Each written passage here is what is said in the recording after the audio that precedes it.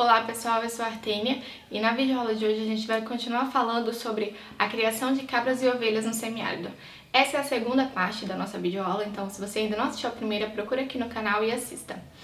Na videoaula de hoje a gente vai falar sobre a produção de alimentos a partir da caixinha e também o cuidado que a gente precisa ter com os neonatos. Então não perca essa aula e fique conosco.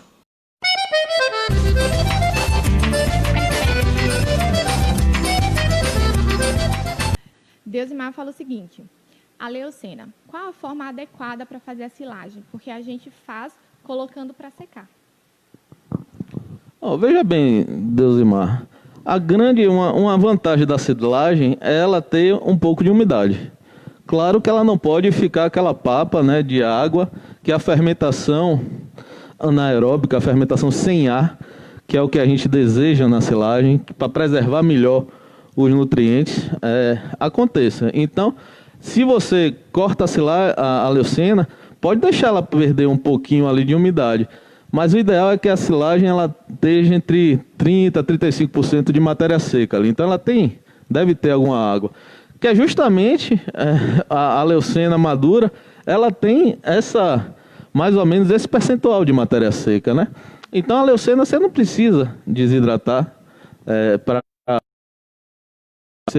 Agora, para uma silagem de qualidade, você não deve botar muitos galhos, né? Só se os galhos forem finos. Se você começar a botar tronco da leucena, moendo ali, para fazer a silagem, vai perder muito a qualidade. E ela que é um alimento rico em proteína, né? Vai perder essa característica, né? Porque as folhas são muito ricas em proteína. Os talos finos ainda tem alguma coisa, mas se engrossa muito, né? Passa do diâmetro de um cabo de vassoura, vamos dizer assim, né? Já começa a perder a qualidade da forragem. E outra coisa da leucena que a gente tem que ter atenção é a toxicidade. A leucena não deve passar de 30% da alimentação fornecida aos animais, senão ela se torna tóxica, né? Ovinos, qual é a raça bom para peso, no caso de ovinos? Deusimar, eu costumo dizer que a raça entra pela boca, amigo. Então, se você alimenta direitinho um animal, claro que tem as raças que chamam com DIP, né, que tem ganho de peso melhor, indivíduos que têm ganho de peso melhor, né? A gente vê hoje o Dorper aí que foi trazido da África do Sul, né, que pintou o rebanho todo do semiárido de Banco Preto. Você não vê mais uma propriedade, uma roça que não tenha os animais cruzados, se não com puros, mas com mestiço de Dorper, né? Então, a raça boa para peso é a raça que você alimentar direito. A diferença da chegada, né?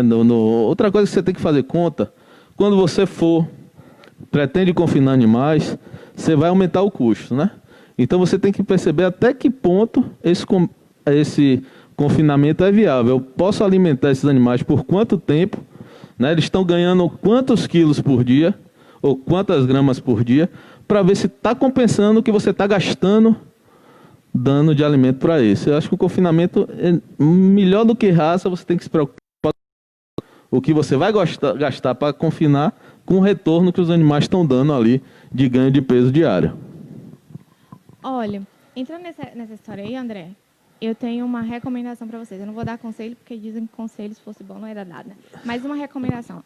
Anotem tudo. Anotem tudo que vocês puderem anotarem. Quem é a mãe, quem é o pai, quanto que foi o peso ao nascer, quanto que está ganhando de peso, quanto que vocês estão dando de alimento, que tipo de alimento, quanto que custou esse alimento, por quanto que vocês estão vendendo esses animais. Anotem tudo, porque no final são as contas que vai dizer se criar aquele animal confinado ou não, ou qual é o custo que vocês estão tendo para ter esses animais e se o retorno financeiro de vocês, o dinheiro que está entrando, está tendo lucro ou só está se pagando aquele animal. Às vezes tem que pensar também que vocês estão criando animais tanto para a alimentação da família, mas também para que gere um pouco de renda para vocês. Então, se é para gerar renda, precisa ter um pouquinho ali de lucro. Não é isso, a escrituração zootécnica, né, é essencial, né? Você tem que saber o que você tem, senão você não sabe está dando resultado, se você está gastando sua energia para uma coisa que está dando retorno. Uma das principais queixas das criadoras e criadores é a morte de animais recém-nascidos. Quais são os cuidados importantes que o criador precisa ter com os neonatos? Olha, tem aí outro grande entrave. A gente ainda perde muito cabrito, né? Os criadores e criadoras, o índice de mortalidade antes do parto ao desmame ainda é muito alto aqui na região da gente, né? E os cuidados, e o cabrito, ele é o retorno, né? Ele é o lucro, né? Então, tem alguns cuidados básicos que a gente tem que ter e vem desde da monta, do antes do parto em si, né? Você não deve colocar reprodutores que têm filhos muito grandes em cabras de primeira cria, né? Isso é um cuidado. Em cabras pequenas, senão já pode dar problema no parto, na gestação, né? É essencial, pelo fato da cabra ser um ruminante, né? O cabrito, ao nascer, ele tem que mamar colostro de qualidade nas primeiras 6 horas de vida, né? Ruminante, e entenda como ruminante, cabra, ovelha, vaca, animais que remoem, né, vamos dizer assim, né? Eles não deixam passar muita defesa suas crias quando estão na barriga, quando estão no útero, né? A placenta não deixa passar, né? Então, os ruminantes, eles têm que mamar colostro, e colostro de qualidade nas primeiras 6 horas de vida, para obter a chamada imunidade passiva, que é as defesas que a mãe passa para a cria através do colostro, do leite grosso, aquele primeiro leite, né? Então, os cabritos, ele tem no seu intestino algumas células que elas só sobrevivem em torno de 6 horas, justamente para absorver essa imunidade passiva, né? Então, muitas vezes a cabra pare no meio do mato, deixa o cabrito para trás, né? O criador, o agricultor, só percebe que a cabra pariu quando vai prender a cabra no final do dia, e aí vai atrás do cabrito, aí quando bota para mamar, já é tarde, né? E ruminante que não mama colostro, está fadado à morte. Ele não vai resistir às intempéries do meio ambiente, né? Bactérias, vírus. Então ele não vai ter um sistema imunológico bem formado para se defender do meio ambiente. Esse é um ponto, né? Colostro. Outra coisa é o corte e cura do umbigo. É essencial, logo depois que a cabra pare, que ela lambe o cabrito, que reconhece o cabrito como seu, né? Porque também você não vai interferir para correr o risco da mãe não cabrito, filho como seu, né? Então ela lambeu, reconheceu como seu, é essencial você fazer o corte do umbigo e a cura, né? Com solução com álcool 70, a gente faz um iodo natural também, com álcool 70, algumas cascas de árvores cicatrizantes, né? Que tem um efeito muito bom. Então, por quê? Você tem que cauterizar aquele umbigo, que ali é um plexo, tem veias, tem ligação com os órgãos internos do animal. Então, se você não cura o umbigo, ali é uma porta de entrada para infecções, né? E que podem levar à morte mais na frente. Ou artrite, né? Chamada caruara, animal que não vai desenvolver. Além disso, a gente falou do colostro e do umbigo, né? Os caprinos estão muito susceptíveis a predadores, né? Tanto os selvagens, né, quanto os domésticos, né?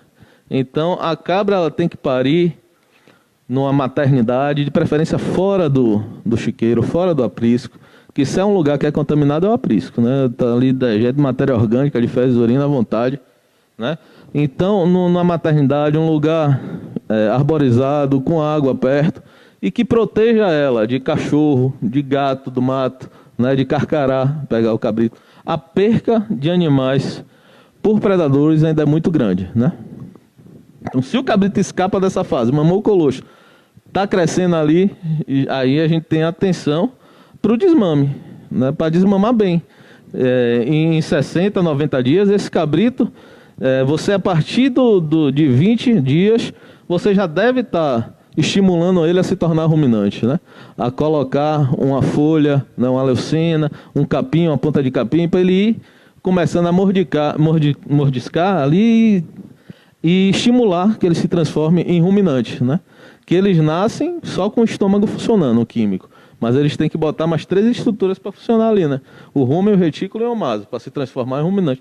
Quanto antes ele se tornar ruminante, ele sofre menos no desmame, que é outro período crítico para o cabrito. Porque ele vai deixar de ter o leite da mãe, então cai a imunidade, é outro período susceptível a doenças, né? Então, tendo esses cuidados, né, de fazer um desmame bem feito, cuidou do umbigo, né, e mamou o colostro, é meio caminho andado para você ter uma cria de qualidade e ser produtiva. Então tá, fica aí os cuidados básicos com os neonatos, pelo amor de Deus. Sim, e outra coisa importante também, esqueci, que às vezes a gente vacina o rebanho, principalmente contra clostridiose, raiva, né, durante um período do ano, e esquece que quando o cabrito para de mamar o colostro, que a cabra não tem mais leite, o colostro vai se transformando em leite, e depois com a desmama, ele deixa de ter essa imunidade passiva, né? Ele deixa de ter essa defesa passada pelo colostro, ele precisa ser vacinado também, porque ele não está imune, que senão às vezes se o cabrito nasce e os animais foram vacinados 3 meses antes, por exemplo, né? O cabrito pode passar 9 meses, 10 meses sem ser vacinado, né? Ou seja, doenças que matam muito aqui no semiárido, eles sem a imunidade da vacina. Então a gente tem que ter atenção para tanto tempo depois da aparição a gente fazer uma revacinação dos animais que nasceram. Então fica aí mais uma sugestão de André. E puxando esse negócio da vacina, eu lembrei de uma coisa que você falou mais cedo, né? A questão da prevenção. Então, prevenir é sempre melhor que remediar. É muito... E mais barato. Já ia falar isso. E mais barato. Lembrando, André, que que você tem um vídeo, né, no canal do YouTube no IRPA, TV IRPA, que é sobre cuidados com neonatos, não é isso? Tem um só não. A gente já tem uns 3 ou 4 no YouTube. André, durante anos, a caprinocultura e a ovinocultura foram vistas como atividade de subsistência na agricultura familiar. Porém, nos últimos anos, a atividade tem se consolidado como alternativa para a geração de emprego e renda entre as agricultoras e agricultores familiares. Quais são os desafios encontrados no processo de comercialização desses animais? Olha, Artene, até inclusive é a pergunta que eu estava vendo aqui, né, que Josivane está relacionado com a comercialização, né, de animais, dos caprinos. Olha, aí eu posso até arrumar briga aí mais na frente, mas eu vou dizer. O problema da comercialização é de quem? A gente tem que ver isso, né? Porque, por exemplo, eu não vejo agricultor se queixando que não consegue vender bode, né? Eu tive um exemplo aqui semana passada, que a gente precisou diminuir o rebanho de caprinos da chamada roça do IRPA, né? E eu anunciei na internet, quando eu pensei que não, já estava brigando para comprar os animais, né? Então, o bode, ele se vende muito sozinho, né? A gente pode dizer que tem problema no abate inspecionado, né, do caprino, do ovino, né? Acho que a grande maioria ainda não são abatidos e comercializados após a inspeção sanitária. E isso é um problema. Mas por que isso acontece, né? Há muito tempo que se fala, vamos organizar a cadeia produtiva da caprina e ovinocultura, né? Eu particularmente também não gosto desse termo, cadeia, dá uma ideia de engessado, de preso, que você não vai sair dali, que você só vai vender para aquele local e que vai ser comercializado dessa maneira, né? Então, a gente precisa, enquanto o agricultor não for convencido que é melhor ele vender o animal dele de forma a ser abatido com inspeção, a gente não resolve esse problema, né? Eu também acho que enquanto a gente não colocar o chamado de atravessador nessa jogada, né, a gente não resolve esse problema do abate fora de inspeção.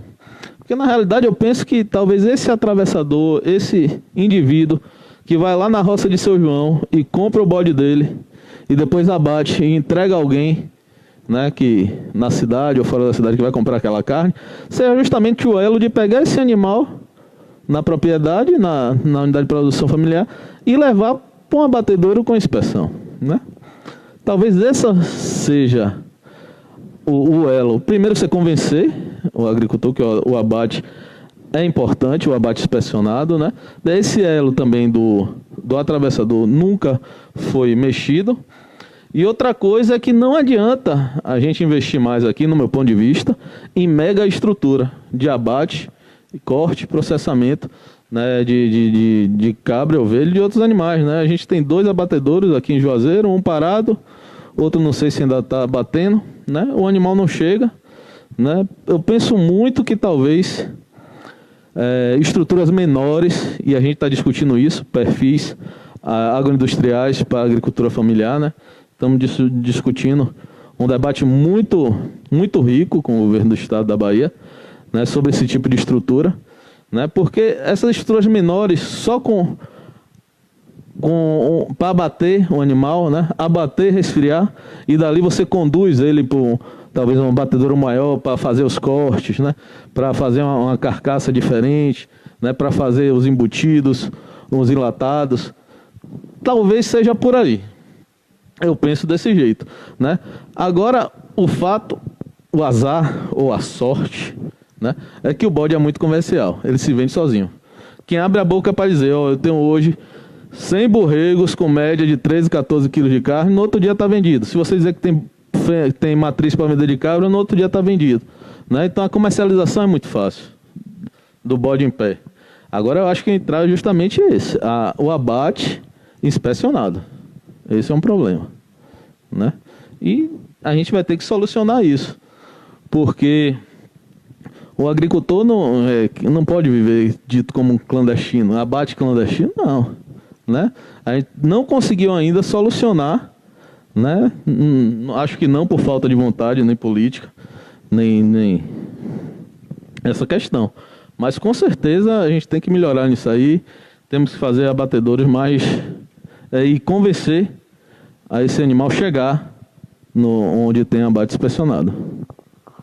Como é que você vai conseguir me convencer, eu que sou criadora, a vender o meu bode para o teu frigorífico e tem outro matadouro que está aqui instalado em Juazeiro, sendo que eu moro lá em Sensé? Como é que eu vou trazer esse animal? Quem vai pagar esse custo para mim? Então são coisas que... É por isso que eu falo, essa pessoa que já está acostumada a comprar, né? Claro que o grande atrativo tem que ser preço, né? Também não anda, né? Então, mas é justamente essa pessoa que já está acostumada, que tem um vínculo de amizade, porque a família não vende por dito atravessador porque quer ou porque tem um compromisso. Não, é uma pessoa que geralmente é amigo, que já tem um vínculo, era antigamente quem trazia as coisas da cidade, né? Que precisava de alguma coisa, já chegava para comprar os caprinos, já ficavam reservados para essa pessoa ali. Então era um contrato muito de amizade que já tinha ali com aquela pessoa, né? Mas é isso, os tempos vão mudando e o abate inspecionado tem que chegar, mas o governo do estado tem que dar condições também, né? Talvez, como a gente falou, a gente discute também abatedouros móveis, né? Pode ser uma solução. Mas é isso seria abatedouros, não frigorífico para fazer corte, nada. O mais importante é ser inspecionado, né? É a saúde pública ser preservada. E Geraldo falou o seguinte, você acha que a introdução de raças exóticas no rebanho é uma ameaça para a perda das raças e a genética nativa no semiárido?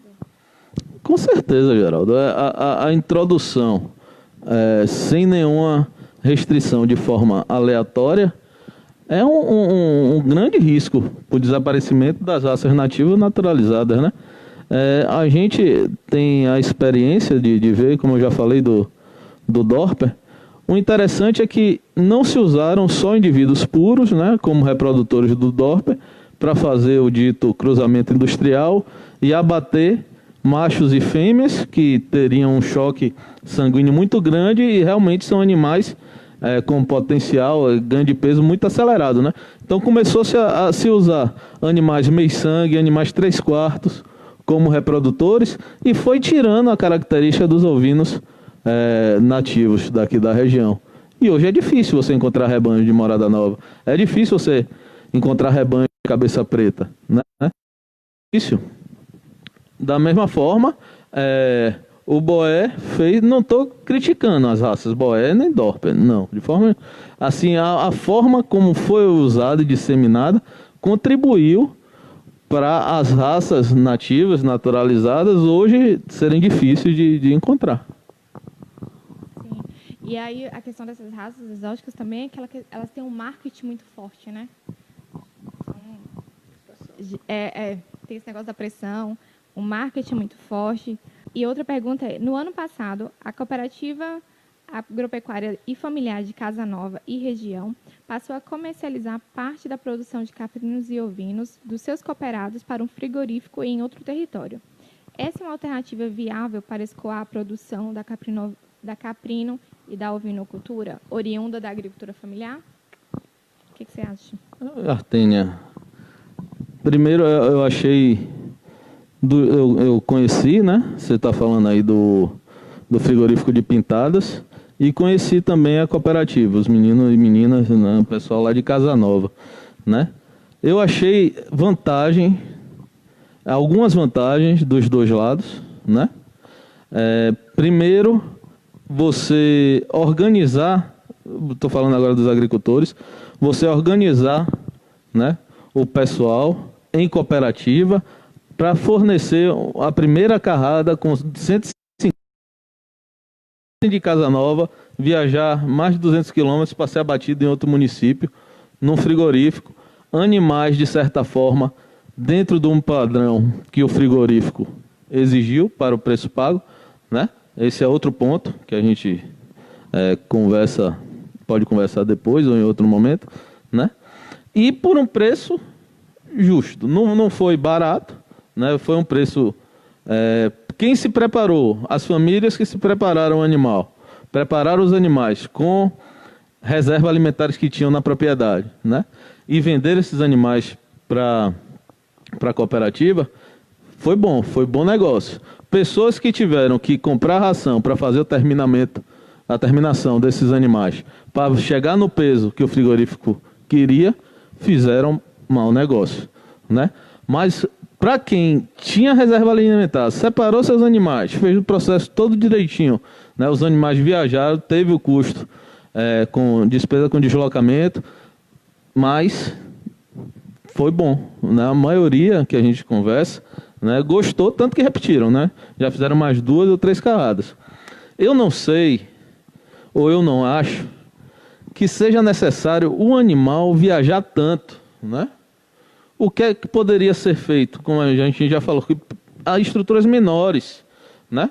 Abatedouros e com resfriamento da carcaça simplesmente, e aí sim as carcaças viajariam para ser processada no ambiente maior, um ambiente com mais industrialização. O frigorífico de Pintadas, que a gente está falando aqui, que eles fazem os cortes lá, tem marca, já sai tudo embaladinho, né? Produtos muito bons, né? Então, assim, valeu a pena para alguns sim, para outros não. Se tivesse esse matadouro mais perto, era melhor? Creio que sim, né? Porque aí as carcaças viajariam, não os animais vivos. Porque outro fator é a distância, né? Esses animais precisam peso, já está sem comer, né? Vão viajar metade de um dia ou metade de uma noite. Depois, chegando no frigorífico, ainda tem que ter um período de observação lá de 6 horas, né, em jejum, não sei, para depois ser abatido. Foi outra reclamação, que os animais perderam peso, né? Quebraram, como eles falaram, quebrou muito, né? Mas são as normas, o animal para ser abatido tem que passar por esse processo de inspeção, né? O veterinário tem que estar olhando no curral de espera ali o comportamento desses animais, porque se tiver qualquer problema, eles não são abatidos, né? E essa é outro fator importante para o abate inspecionado, do meu ponto de vista. Sim. Então fica essa coisa, né? A viabilidade depende de como você preparou esses animais, se comprou alimento ou se não comprou, E também essa questão que, uma sugestão, que se fosse um abatedouro mais próximo, para que esses animais fossem abatidos aqui, não perdesse tanto peso, assim, houvesse menos reclamação do pessoal, para depois essas carcaças serem encaminhadas para o frigorífico, talvez a rentabilidade também aumentaria um pouquinho, né? Porque até o custo do frete também ia reduzir. Então, já seria um preço que repassa. Essas estruturas grandes, para dar viabilidade, elas precisam abater, tá? Abater um número mínimo de animais que tem que abater para dar viabilidade ao negócio, né? E eu acho que a organização foi fundamental para quem se deu bem. Quem não se organizou teve prejuízo. Quer dizer, não sei se teve prejuízo, mas não ficou feliz. O lucro talvez não tenha sido esperado. Pessoal, é isso. A nossa live está terminando. Se eu não li a pergunta de alguém ou o comentário de alguém, mil desculpas. Qualquer coisa, se vocês tiverem dúvidas, podem mandar para a gente aqui nas nossas redes sociais, que a gente vai tentar responder todo mundo.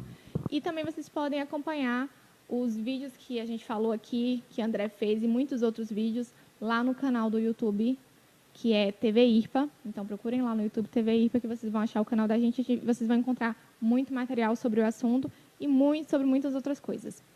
Tá?